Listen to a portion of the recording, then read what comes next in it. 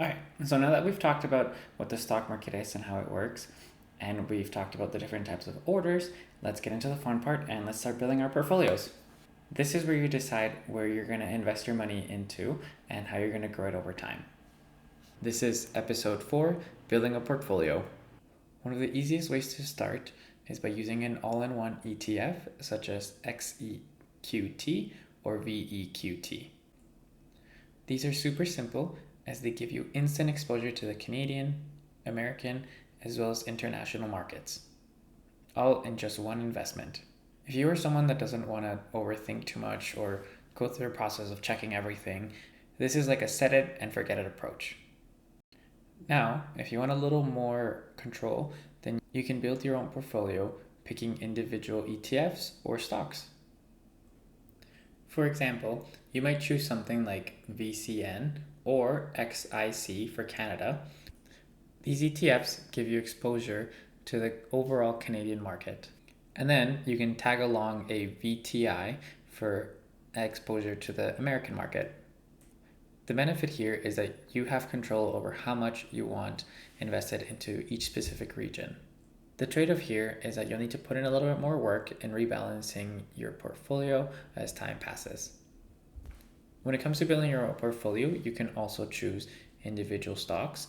This will be a little bit more work because you are investing in specific companies, and therefore you'll have to manage things a little bit better and rebalance things depending on financial statements or as things come out about the companies.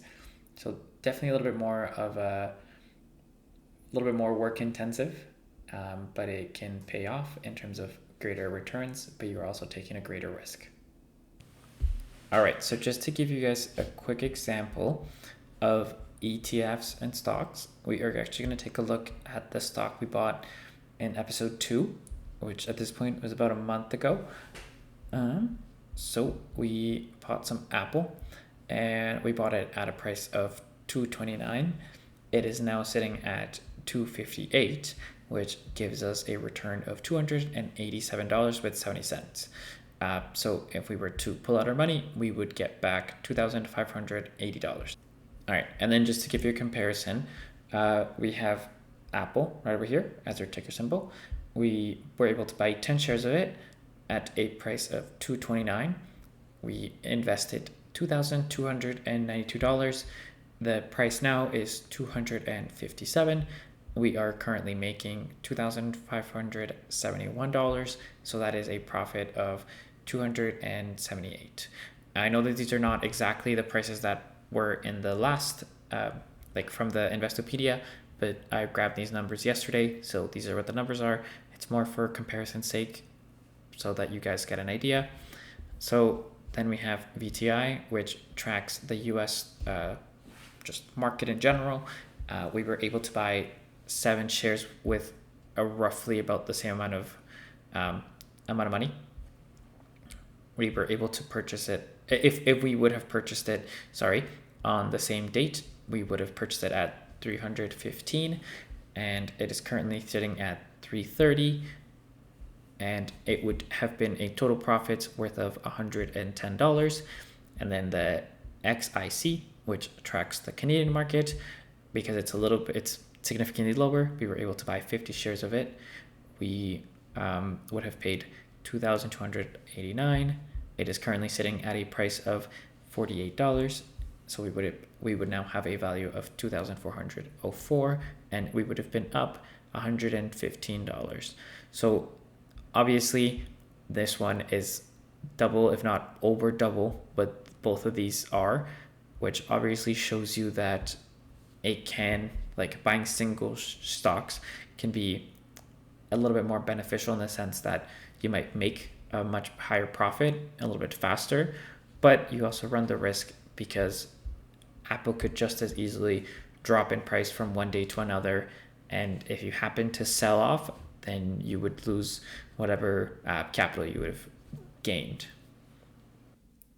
Another method to invest is diversification by region. Here's why this is important.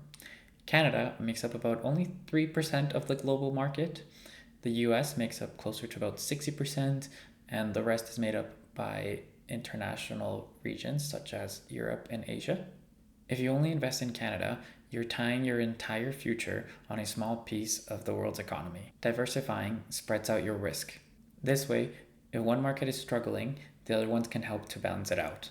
When it comes to ETFs, you also want to pay attention to fees. That's the MRE, also known as the management expense ratio. The lower the MER is, the more of your money that gets to stay invested, which means less money goes to the management fee. Most of the time, the management fees tend to be relatively low, which, considering the benefits that you get from the ETF, usually it outweighs the costs. All right, so right here, I have my Wealthsimple account, and it was more so to show you guys what the MER looks like or where to find it. I have blocked out any numbers, but as you can see, I have a TFSA and FHSA, a non-registered account, as well as a crypto account. I mainly just use these ones and prioritize these ones, but so you guys can see you can open up multiple accounts in the same place. Now, if we go over here, we take a look at XIC, and we scroll down here, we can see right here the expense ratio, and it is 0.06. So however much money you have invested, 0.06% of that, as well as the returns that you get, will go towards paying the management fee. So relatively low. In some cases, for some people, they might want it to be as low as possible, but it's not too bad for your money to be managed by professionals. And then if we go to something like Yahoo Finance, which is also a great platform to check out any kind of information as well as charting, we can down here see that the expense ratio for VTI, which is the American one, is 0.03%. So more of your money will be working for you rather than going to paying fees. But once again, if you want to be diversified, it is a good idea to look not just at the American market, but the Canadian as well as internationally. Of course, you can also go the route of building a 100% stock portfolio, meaning that there is no management fee because you are actively managing it. But this can be a little bit more risky as stocks tend to be a little bit more volatile, and you need to do your research and keep it a bit of a closer eye on what is happening. That is why it is important to use ETFs, stocks, as well as other investment vehicles to balance out your risk and make it so that it is suitable for your needs. All right, let's check your understanding. So, name one Canadian ETF and name one American ETF. Next, why is diversification so important? Can't wait to check out your answers down below. So, that's the basics of building your portfolio. You can keep it nice and simple with an all-in-one ETF, or mix and match your own. Thank you for watching. Make sure you like, you subscribe, and if you're ready to start your investing journey, make sure you follow my link at the bottom for Wealthsimple, and I will see you guys next time.